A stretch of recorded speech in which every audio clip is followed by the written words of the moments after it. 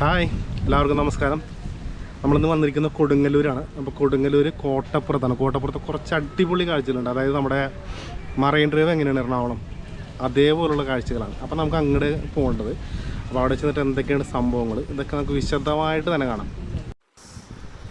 നമ്മളിത് കൊടുങ്ങല്ലൂർ വന്നപ്പോഴാണ് Kodungallur കോട്ടപ്പുറത്ത് Muziris heritage project എന്ന് പറഞ്ഞൊരു സംഭവം ഉണ്ടെന്ന് അറിഞ്ഞത്.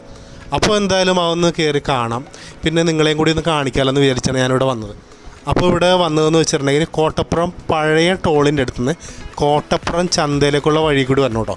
അപ്പോൾ ചന്തയിലേക്കുള്ള വഴിയിലേക്ക് വന്നിട്ട് ചന്തയുടെ ഉള്ളിൽ കൂടി നേരെ പുഴയുടെ അരികിലേക്ക് ചെല്ലുമ്പോഴാണ് ഈ കോട്ടപ്പുറം മുസരീസ് ഹെറിറ്റേജ് എന്ന് പറയുന്ന സംഭവം.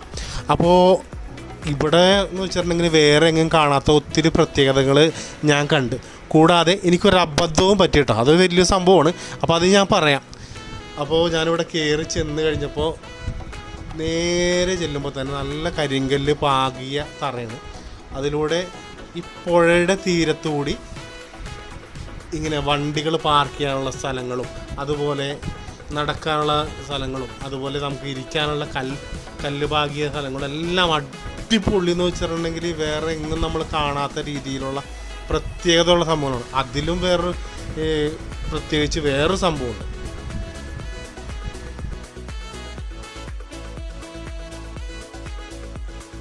കാഴ്ചയിൽ നമുക്ക് മറൈൻ ഡ്രൈവ് പോലെയൊക്കെ തോന്നുന്നുണ്ടെങ്കിലുണ്ടല്ലോ, രണ്ടും തമ്മിൽ വളരെ വ്യത്യാസമുണ്ട് കേട്ടോ.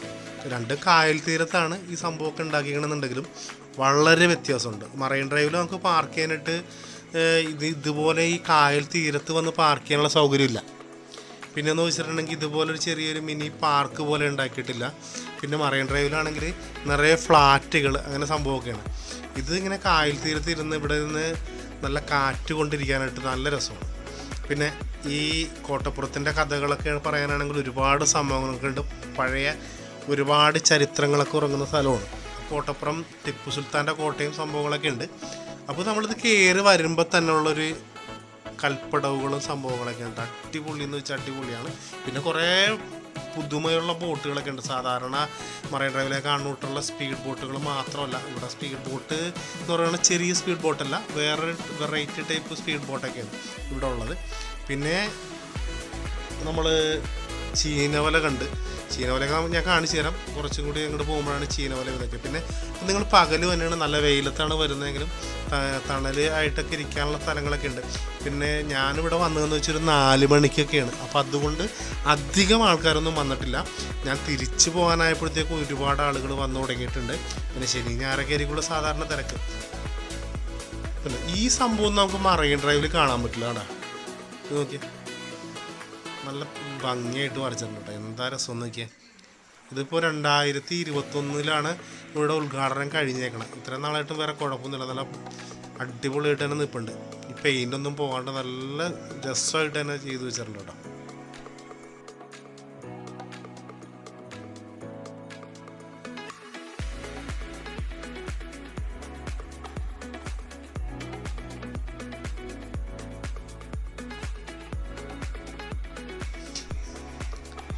ഇവിടെ നല്ല വൃത്തിയായിട്ടാണ് സാധനം കിടക്കുന്നത്. അതായത് ഇലകൾ വീണ് കിടക്കുക അല്ലെങ്കിൽ വേസ്റ്റുകൾ കിടക്കുക അങ്ങനെ ഒരു പ്രശ്നങ്ങളും ഇല്ല. നല്ല നീറ്റ് ആൻഡ് ക്ലീനാണ്. പിന്നെ ഇപ്പോൾ ആളുകളൊക്കെ കുറവാണ്, എന്നാലും ആളുകൾ കുറവായിട്ടൊന്നുമല്ല. ശരിക്കും ഇത് നല്ല രീതിയിൽ തന്നെ നോക്കുന്നതുകൊണ്ടാണ് ഇവിടെ ഒട്ടും അഴുക്കുകളോ അങ്ങനെ ഒന്നും ഇല്ലാണ്ട് തന്നെ ഇരിക്കുന്നത് കേട്ടോ. എന്തായാലും ഇങ്ങനെ കണ്ടത് എനിക്ക് വളരെ സന്തോഷമായി. ഇതിപ്പോൾ വേറെ എവിടെയെങ്കിലും പോയി കഴിഞ്ഞാൽ ഇങ്ങനെയൊന്നും കാണാൻ പറ്റില്ല. ഇപ്പോൾ മറൈൻ ഡ്രൈവിൽ പോയി കഴിഞ്ഞാലും ചില ആളുകൾ ഇങ്ങനെ ഐസ്ക്രീം അങ്ങനെ എന്തെങ്കിലുമൊക്കെ കഴിച്ചിട്ട് അതിൻ്റെ വേസ്റ്റൊക്കെ അവിടെ ഇട്ടേക്കണം എന്തെങ്കിലും കാണാം. മിക്ക സ്ഥലങ്ങളിലും ഡസ്റ്റ്ബിന്നും കാര്യങ്ങളൊക്കെ ഉണ്ടെങ്കിൽ ആൾക്കാർ അത് ഉപയോഗിക്കാത്തൊരവസ്ഥയും കാര്യങ്ങളൊക്കെ ഉണ്ട്. പക്ഷേ ഇവിടെ ഞാൻ നോക്കിയിട്ട് എനിക്ക് ആ കാര്യത്തിൽ വളരെ സന്തോഷം തോന്നി. പിന്നെ ഇതാണ് ഞാൻ പറഞ്ഞ ബോട്ട് കേട്ടോ, സ്പീഡ് ബോട്ട് എന്ന് പറഞ്ഞാൽ നമ്മൾ മറൈൻ ഡ്രൈവിൽ കണ്ട ചെറിയ സ്പീഡ് ബോട്ടാണ്. പക്ഷേ ഇതൊരു 5-10 പേർക്ക് ഇരിക്കാൻ പറ്റിയ സ്പീഡ് ബോട്ടാണ്. അതും ഇതിൻ്റെ ഡോറ് വ്യത്യാസമുണ്ട്. നമുക്ക് അപ്പുറത്തേക്ക് ചെന്ന് കഴിഞ്ഞാൽ കാണാൻ പറ്റും. പിന്നെ ഇവിടെ ഇതൊക്കെ ചെറിയ ചെറിയ ഷോപ്പുകളാണ് കേട്ടോ. ചെറിയ ഷോപ്പുകളെന്ന് വെച്ചിട്ടുണ്ടെങ്കിൽ നമ്മളെ ഭക്ഷണം കഴിക്കാനൊക്കെ ഉള്ള ഷോപ്പുകളൊക്കെ ഉണ്ട്. ഈ നേരെ കയറി ചെല്ലുന്ന സാധനം കേട്ടോ. ഈ നേരെ കയറി ചെല്ലും നമ്മൾ വിചാരിക്കും ഈ പടമൊക്കെ വരച്ച് വെച്ച് അടിപൊളി സെറ്റപ്പിൽ വെച്ചേക്കണ എന്ത് സാധനമാണെന്ന്. ഇത് വേറെ ഒന്നുമല്ല, ടോയ്ലറ്റാണ്. എവിടെയെങ്കിലും കാണാൻ പറ്റും ഇതുപോലെ ഇങ്ങനെ നല്ല അടിപൊളിയായിട്ട് പടമൊക്കെ വരച്ചിട്ടുള്ള ടോയ്ലറ്റ്. നമ്മൾ സാധാരണ ഏതെങ്കിലും ടോയ്ലറ്റിൽ കയറി ചെന്ന് കഴിഞ്ഞാൽ മൂക്ക് പൊത്തിപ്പിടിച്ച് കയറേണ്ടത്. പക്ഷെ ഇവിടെ നല്ല ക്ലീൻ ആയിട്ടാണ് കിടക്കുന്നത്. അങ്ങനെ ഈ ടോയ്ലറ്റിൻ്റെ തൊട്ടരികത്ത് തന്നെയാണ് ഈ ബോട്ടിങ്ങിൻ്റെ സ്ഥലമൊക്കെ. ഈ കാണുന്ന ബോട്ടാണ് സോളാറിൽ ഓടുന്ന ബോട്ടാണ്. അതിൻ്റെ മുകളിൽ കംപ്ലീറ്റ് സോളാർ പാനലാണ്. ഈ രണ്ടെണ്ണം കിടക്കുന്നത് ഈ സോളാറിൽ ഓടുന്നതാണ്. പിന്നെ ഇപ്പുറത്തുള്ളതാണ് ഞാൻ പറഞ്ഞില്ലേ ഈ സ്പീഡ് ബോട്ടായിട്ട്. അത് അതിൻ്റെ തൊട്ട് സൈഡിൽ കിടക്കുന്നത് 1-2 പേർക്ക് പോകാവുന്ന. ഇതാണ് ഞാൻ പറഞ്ഞൊരു 10 പേർക്കെങ്കിലും പോകാൻ പറ്റുമെന്നാണ് എൻ്റെ പ്രതീക്ഷ. സീറ്റുകൾ അത്രയാണ് കാണുന്നത്. പുറകിലായിട്ട് അതിൻ്റെ എൻജിൻ കണ്ടില്ലേ, അതുപോലെ AC പുറകിൽ സെറ്റ് ചെയ്ത് വെച്ചിട്ടുണ്ട്. പിന്നെ ഇതിൻ്റെ പ്രത്യേകത വെച്ചാൽ ഡോർ ഇരിക്കുന്നുണ്ടോ, കാരണം പക്ഷികളുടെ ചിറക് പോലെയാണ് ഇതിൻ്റെ ഡോറ് തുറന്ന് വെച്ചാണ്. ഇതിലൂടെ കയറാം. ഈ ഡോർ ക്ലോസ് ചെയ്തിട്ടുണ്ടെങ്കിൽ ഇത് AC ക്യാബിനുള്ള സ്പീഡ് ബോട്ടാണ് കേട്ടോ. ഇതിൻ്റെ തൊട്ടരികത്ത് കിടക്കുന്നത് നമ്മുടെ എറണാകുളത്തൊക്കെ സാധാരണ കാണുന്ന ചെറിയ ടൈപ്പ് സ്പീഡ് ബോട്ടുമാണ്. പിന്നെ ഇവിടെ എന്ന് വെച്ചിട്ടുണ്ടെങ്കിൽ ഈ നേരെ ഈ അഴീക്കോടാണ് ഈ പുഴ ചെന്ന് കയറുന്നത്. അതായത് ആലുവ പുഴയിൽ നിന്ന് വന്നിട്ട് അത് നേരെ മുനമ്പം അഴീക്കോട് ആ അഴി വഴി കടലിലേക്ക്, അറബിക്കടലിലേക്ക് ചെന്ന് കയറണ പുഴയാണിത്. പിന്നെ ഇതിൻ്റെ തൊട്ടടുത്ത് തന്നെ, അതായത് നമ്മുടെ കോട്ടപ്പുറത്തിൻ്റെ തൊട്ടടുത്ത് അപ്പുറത്തായിട്ടൊരു ദീപക കാണുന്നുണ്ട്. അതിൻ്റെ പേര് ഞാൻ മറന്നുപോയി പറയാനായിട്ട്. പിന്നെ ഇതിൻ്റെ അടുത്ത് തന്നെ കുറേ ബോട്ടുകൾ വേറെയും കിടക്കുന്നുണ്ട്. ഇപ്പോൾ ബോട്ടിങ് ഞാൻ കണ്ടപ്പോൾ കുറവായിരുന്നു, എങ്കിലും കുറച്ച് ആളുകളൊക്കെ ബോട്ടിങ്ങിന് വേണ്ടി വരുന്നുണ്ട്. അപ്പോൾ അതിൻ്റെ റൈറ്റും കാര്യങ്ങളൊക്കെ ഞാനിപ്പോൾ കാണിച്ചു തരാം. എങ്ങനെ ടിക്കറ്റ് ചാർജൊക്കെ വരുന്നത് നോക്കിക്കോ. പ്രീമിയം പാക്കേജ്, അങ്ങനെ പല പല പാക്കേജുകളുണ്ട്. സ്റ്റുഡൻസിൻ്റെ package, water taxi, family package, അങ്ങനെ കുറേ ചാർജുകളൊക്കെ ഇവിടെ എഴുതി വെച്ചിട്ടുണ്ട്. ഇൻഡിവിജ്വൽ ടിക്കറ്റ് എന്നൊക്കെ പറയുന്ന സംഭവങ്ങൾ ഉണ്ട്. അപ്പോൾ അതൊക്കെ നോക്കിയിട്ട് നിങ്ങൾ ടിക്കറ്റൊക്കെ എടുത്ത് ബോട്ടിങ്ങൊക്കെ നടത്തിയാൽ മതി. നമ്മൾ പിന്നെ ഈ നാട്ടുകാരായതുകൊണ്ട്, നാട്ടുകാരെന്ന് വെച്ചിട്ടുണ്ടെങ്കിൽ ഇതിപ്പോൾ തൃശ്ശൂർ ജില്ലയിൽപ്പെട്ടതാണ്, ഞങ്ങൾ എറണാകുളം ജില്ലയിലാണ്. എന്നാലും നമ്മൾ ഈ ബോട്ടിങ്ങും കാര്യങ്ങളൊക്കെ നടത്തുന്നതുകൊണ്ട് നമുക്ക് അത്ര വലിയ സംഭവമായിട്ടൊന്നും തോന്നിയില്ലെങ്കിലും നിങ്ങൾക്കൊക്കെ ശരിക്കും ഈ ബോട്ടിങ് നല്ലൊരു രസമായിരിക്കും.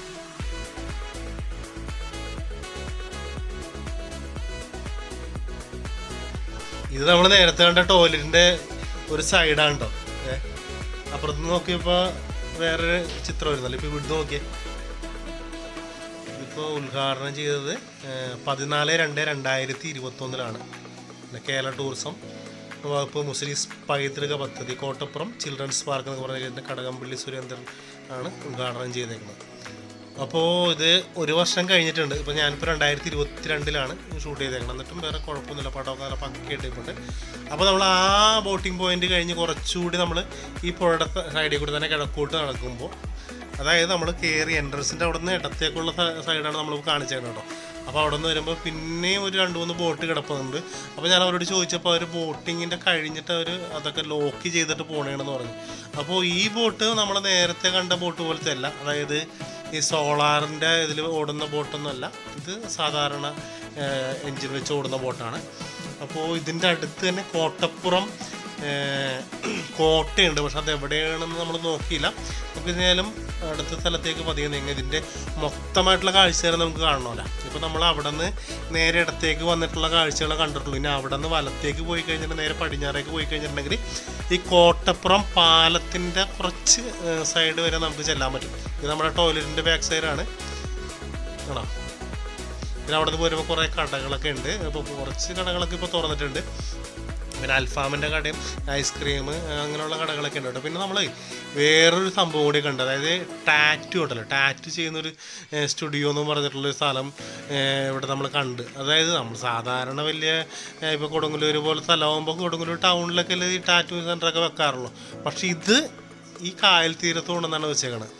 പിന്നെ ഈ കായൽ തീരത്തിൻ്റെ ഇപ്പോൾ ഈ നടപ്പാതയും ഇരിക്കാനുള്ള സൗകര്യവും ഇതൊക്കെ കഴിഞ്ഞിട്ട് തൊട്ട് സൈഡിൽ ചേർന്നിട്ട് ഒട്ടനവധി വീടുകളുണ്ട് കേട്ടോ. സാധാരണ ആൾക്കാരുടെ വീടുകൾ ഒരുപാടുണ്ട്. അപ്പോൾ ആ ഒരു പ്രത്യേകത നമുക്ക് മറൈൻ ഡ്രൈവിൽ കാണാൻ പറ്റില്ല. മറൈൻ ഡ്രൈവിലാണെങ്കിൽ ഫ്ലാറ്റുകൾ അതുപോലെ GCDA അങ്ങനെ ഉള്ള ഷോപ്പുകളും കാര്യങ്ങളൊക്കെ ആയിരിക്കും. ഇത് പിന്നെയെന്ന് വെച്ചാൽ സൈലൻ്റ് ഏരിയയാണ്. ഒരു ഒച്ചയും ബഹളവും കാര്യങ്ങളും ഒന്നുമില്ല. വണ്ടികൾ കൊണ്ടുവന്നിട്ടുണ്ടെങ്കിൽ ഇതുപോലെ സൈഡിൽ പാർക്ക് ചെയ്യും. ആൾക്കാർ ഇതുപോലെ ഈ ഇരിക്കാനുള്ള ബെഞ്ചുകൾക്ക് ഒരു പ്രത്യേകത ഉണ്ട്, നിങ്ങൾ ശ്രദ്ധിച്ചില്ല? അതായത് നമ്മൾ കരിങ്കല്ല് അതേപോലെ തന്നെ ഇരിക്കുന്ന രീതിയിലാണ് സാധനം സെറ്റ് ചെയ്തേക്കണം. ഗ്രാനൈറ്റ് തന്നെയാണ്, പക്ഷേ നമ്മൾ മറൈൻ ഡ്രൈവിലൊക്കെ എന്ന് വെച്ചിട്ടുണ്ടെങ്കിൽ സ്റ്റീലിൻ്റെയാണ് സെറ്റ് ചെയ്തേക്കുന്നത്. അതിപ്പോഴേ പല ആൾക്കാരും വന്നിരുന്ന കൊടിഞ്ഞൊക്കെ അങ്ങനെയൊക്കെ പോയിരിക്കുന്നത് കണ്ട നല്ല പക്കയായിട്ടിരിക്കുന്നത്, നല്ല ഹാർഡായിട്ട്, അതായത് സ്മൂത്തായിട്ട് ചെയ്ത് പോളിഷ് ചെയ്തേക്കുന്ന സംഭവമല്ല. അപ്പോൾ നമുക്ക് വേറെ കുഴപ്പമൊന്നുമില്ല. ഇത് സൈഡിൽ ഇതിലും ഇരിക്കാൻ പറ്റുന്നുണ്ട് ആൾക്കാർക്ക്. ഈ കുറ്റി പോലെ ഉണ്ടാക്കിയിട്ടില്ല. അതും ഒരു വിധം നമുക്ക് ഒരു കസേരയുടെ അത്രയും വലിപ്പമുള്ള തൂണുകൾ തന്നെയാണ് ഈ സൈഡിലുള്ളത്. അതിലും ഇരിക്കുന്നതുകൊണ്ട് വേറെ കുഴപ്പമൊന്നുമില്ല. പിന്നെ നമുക്ക് ഇതിൽ നേരെ, അതായത് ഇപ്പോൾ നമ്മളിപ്പോൾ ഈ ഇതിൻ്റെ പടിഞ്ഞാറ് അറ്റത്ത് വന്നിട്ട് നേരെ തിരിച്ച് നടക്കുകയാണ്. മൊത്തം ഇത് നടക്കാനാണെങ്കിൽ ഒരു 1.5 കിലോമീറ്റർ നീളത്തിലാണ് ഈ മുസരീസ് പ്രൊജക്റ്റ് ഈ കോട്ടപ്പുറം മാർക്കറ്റിനോട് ചേർന്ന് ഇപ്പോൾ ഈ കായൽ തീരത്ത് ചെയ്തേക്കുന്നത്. ഒരു 5-6 ചീനവലകളും ഉണ്ട് ഇവിടെ. അപ്പോൾ ഞാനിപ്പോൾ നിൽക്കുമ്പോൾ ഒരു ചീനവലയിൽ ഇങ്ങനെ പൊക്കുന്നുണ്ട്. പൊക്കിയിട്ടും ഒരു കുറച്ച് മീനെ കണ്ടുള്ളൂ. അതായത് കണമ്പ് എന്ന് പറയും, നമ്മുടെ നാട്ടിൽ ലോക്കലായിട്ട് പറയുന്നത് അങ്ങനെയാണ്. അത് ഒരു 5-6 മീനെ കിട്ടിയുള്ളൂ, അധികം മീനൊന്നും കണ്ടൊന്നുമില്ല. അങ്ങനെ നമ്മൾ ഇവിടെ ഇരുന്ന് എന്തായാലും ഇവിടുത്തെ ഈ കാറ്റ് കൊണ്ടിരിക്കാൻ തന്നെ നല്ലൊരു സുഖമാണ്. ഇപ്പം നമ്മൾ 4 മണിക്ക് വന്നിട്ടും നല്ല വെയിലുണ്ട്. പക്ഷേ എങ്കിലും ഇവിടെ ഇരുന്ന് ഈ കാറ്റ് കൊണ്ടിരിക്കുമ്പോൾ ആ വെയിലൊന്നും നമ്മൾ അറിയുന്നേ ഇല്ല. എന്തായാലും നിങ്ങൾ ഈ കൊടുങ്ങല്ലൂർ വഴിക്കൊക്കെ പോകണമെങ്കിൽ ഇവിടെ ഒന്ന് ജസ്റ്റ് കയറിയിട്ട് പോയി. അതായത് നമ്മൾ കൊടുങ്ങല്ലൂർ ഹൈവേന്ന് ഒരു 1-2 കിലോമീറ്റർ ദൂരമുള്ളൂ ഇങ്ങോട്ട് വരാനായിട്ട്. കോട്ടപ്പുറം പാലത്തിൻ്റെ മുകളിൽ നിന്ന് നോക്കുമ്പോൾ തന്നെ നിങ്ങൾക്ക് ഇത് ഏകദേശം കാണാൻ പറ്റും. അപ്പോൾ എന്തായാലും ജസ്റ്റ് ഒന്ന് ഇറങ്ങി ഒന്ന് കണ്ടിട്ട് പോകുന്നത് നല്ലതായിരിക്കും. വേറെ പ്രശ്നമൊന്നുള്ള ഏരിയ ഒന്നുമല്ല. അതുപോലെ പാർക്കിംഗ് ഫീസും ഇല്ല. ഇതാണ് ഞാൻ നേരത്തെ പറഞ്ഞില്ലേ ടാറ്റു സ്റ്റുഡിയോ എന്ന് പറഞ്ഞത്. കായൽ തീരത്ത് കൊണ്ടുവന്നാണ് ടാറ്റു സ്റ്റുഡിയോ ചെയ്യുന്നത്. എന്തായാലും നല്ലൊരു ഭംഗിയുള്ള ഏരിയയാണ്. നിങ്ങൾ ഇവിടെ വന്ന് വണ്ടി പാർക്ക് ചെയ്ത് നിങ്ങൾക്ക് ഇവിടെ റെസ്റ്റ് എടുത്ത്, അല്ലെങ്കിൽ ഈ കാണുന്ന പോലത്തെ റെസ്റ്റോറൻറ്റുകളിൽ കയറി ഭക്ഷണം കഴിക്കാം. അങ്ങനെ കുറച്ച് നേരമൊക്കെ റെസ്റ്റ് എടുത്തൊക്കെ പോകാം. അതുപോലെ ടോയ്ലറ്റ് സൗകര്യമൊക്കെ ഉണ്ട്. അപ്പോൾ അതുകൊണ്ടൊന്നും യാതൊരു കുഴപ്പമില്ല. വണ്ടി പാർക്ക് ചെയ്യാനാണ് മെയിനായിട്ട്, യാതൊരു കുഴപ്പമില്ല. പിന്നെ പാർക്കിംഗ് ഫീസും ഇല്ലല്ലോ. അപ്പോൾ അതുകൊണ്ട് നമ്മൾ അന്വേഷിച്ച് കണക്കാനോ അങ്ങനെ വേറെ കുഴപ്പമൊന്നുമില്ല. ഇതിലൊക്കെ നല്ല, ഇപ്പോൾ കുറച്ച് റെസ്റ്റോറൻറ്റുകളൊക്കെ തുറന്നിട്ടുള്ളൂ. അപ്പോൾ കുറച്ചുകൂടി കഴിയുമ്പോൾ ഇപ്പോൾ കൊറോണയൊക്കെ കുറഞ്ഞു കഴിഞ്ഞാൽ എല്ലാവരും കൊറോണയുടെ ഒപ്പം ജീവിക്കാൻ പഠിച്ചു പോയി. അപ്പോൾ പിന്നെ ഇനിയിപ്പോൾ ഇതെല്ലാം തുറന്ന് പഴയ പോലെ തന്നെയൊക്കെ ആവും. അപ്പോൾ പിന്നെ നമ്മൾക്ക് ഇനി കോവിഡിനൊപ്പം തന്നെ ജീവിക്കാനേ പറ്റുള്ളൂ. അപ്പോൾ നിങ്ങളൊക്കെ ഇതിലേ വരുമ്പോൾ എന്തായാലും കയറണം. തീർച്ചയായിട്ടും നിങ്ങൾക്ക് കാണാൻ പറ്റിയൊരു നല്ലൊരു ഏരിയയാണ്. അപ്പോൾ തൃശ്ശൂർ ജില്ലയിൽ, അതായത് കൊടുങ്ങല്ലൂർ, ഈ സംഭവം വന്നത് എന്തായാലും അടിപൊളിയായിട്ടുണ്ട്. അപ്പോൾ ഞാൻ നേരത്തെ പറഞ്ഞൊരു സംഭവം തന്നെ, എനിക്കൊരു അബദ്ധം പറ്റിയൊരു കാര്യം ഞാൻ പറഞ്ഞില്ല. അതെന്താണെന്ന് വെച്ചാൽ, ഞാൻ ഈ വീഡിയോ എടുത്ത് നമ്മുടെ നാട്ടിൽ ചെന്ന് കഴിഞ്ഞപ്പോഴാണ് അറിഞ്ഞത് പൊറിഞ്ചു മറിയൻ ജോസ് ഷൂട്ട് ചെയ്ത സ്ഥലം ഇതാണ്. സത്യത്തിൽ ഞാൻ ആ കാര്യം അറിഞ്ഞെങ്കിലും ഞാൻ അതിനെക്കുറിച്ച് വിശദമായിട്ടൊന്നുകൂടി നോക്കിയിട്ട് നിങ്ങൾക്ക് അതിനെക്കുറിച്ചുള്ള സംഭവമൊക്കെ ഞാൻ പറഞ്ഞ് കാണിച്ചു തന്നെ. ഇവിടെയാണ് നമ്മുടെ പൊറിഞ്ചു മറിയൻ ജോസിൽ മറിയത്തിൻ്റെ വീട് ഇവിടെ ഇരുന്ന് ഷൂട്ട് ചെയ്തതെന്ന്. അതുപോലെ കോട്ടപ്പുറം മാർക്കറ്റിലാണ് ആ ഫൈറ്റ് സീനൊക്കെ പിടിച്ചത്. അതൊക്കെ നമ്മൾ അത് മിസ് ചെയ്തു പോയി. കാരണം നമ്മൾ വീട്ടിലെത്തി കഴിഞ്ഞപ്പോഴാണ് ഈ സംഭവം അറിഞ്ഞത്. അതല്ലെങ്കിൽ നമ്മൾ അതൊക്കെ കാണിക്കുമായിരുന്നു. അപ്പോൾ അടുത്ത വീഡിയോയിൽ നമ്മൾ ഇവിടെ വരണയാണെങ്കിൽ തീർച്ചയായിട്ടും ആ വീട് നമ്മൾ കാണിച്ചു തരാം കേട്ടോ. ഇത്രയും ഹിറ്റായ ഒരു സിനിമ ഷൂട്ട് ചെയ്ത ആ സ്ഥലം കാണിക്കാൻ പറ്റാഞ്ഞതിൽ ഒരു സോറി. അപ്പോൾ ഈ റെസ്റ്റോറൻറ്റുകളൊക്കെ നിൽക്കുന്നുണ്ടോ, അതായത് കായലിലേക്ക് ചാടി പില്ലറുകൾ പണിതിട്ട് ആ പില്ലറുകളുടെ മുകളിൽ വാർത്ത് അങ്ങനെയാണ് ഈ റെസ്റ്റോറൻറ്റുകളൊക്കെ നിൽക്കുന്നത്. അപ്പോൾ അതുകൊണ്ട് തന്നെ ഈ ഇതിൻ്റെ ഉള്ളിലേക്ക് കയറി ഈ സൈഡിലിരിക്കുമ്പോൾ നമ്മൾ കായലിലേക്ക് ഇറങ്ങിയിരിക്കുന്ന ഒരു ഫീലായിരിക്കും കിട്ടുന്നത് ഭക്ഷണം കഴിക്കാൻ.